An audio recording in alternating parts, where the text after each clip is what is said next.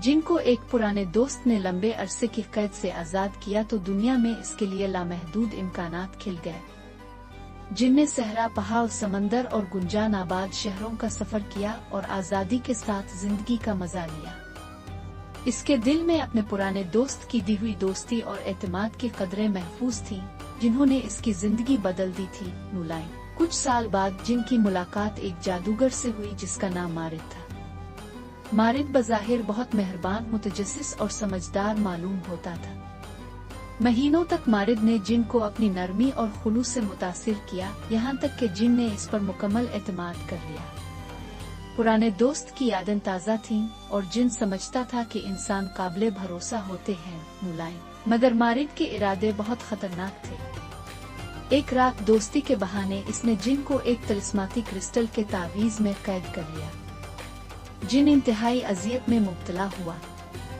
बेबस होकर वो देखता रहा कि कैसे मारिद ने इसकी ताकतों का इस्तेमाल करके बादशाहत हासिल की और अपनी जालिमाना हुकूमत कायम कर ली। नुलाइन। कई दहाइयाँ गुजर गईं और जिन बेइंतहा दुख और पछतावे में मुब्तला रहा।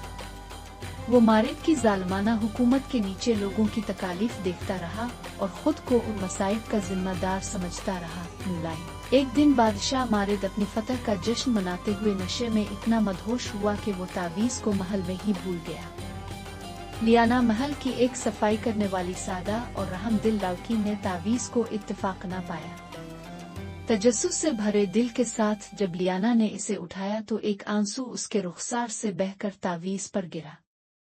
तावीज़ टूट गया और जिन आजाद हो गया। नुलाइन। जिन इब्तिदा में खौफजदा था, इसे फिर से धोखा मिलने का खदशा था, लेकिन लियाना की मासूमियत और नरमी ने इसके दिल पर असर किया।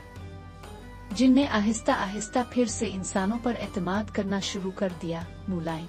दोनों ने मिलकर मारिद के जुल्म के खिलाफ मंसूबा बनाया और आखिरकार मारिद को शिकस्त दे दी। बादशाह की जालिमाना हुकूमत खत्म हो गई और मुल्क में अमन और खुशहाली लूट आई। नुलाइन। इस दिन से जिन और लियाना की दोस्ती अमर हो गई और वो जिंदगी भर एक दूसरे की दोस्ती और एतमाद की मीरास को सीने से लगाए रहे।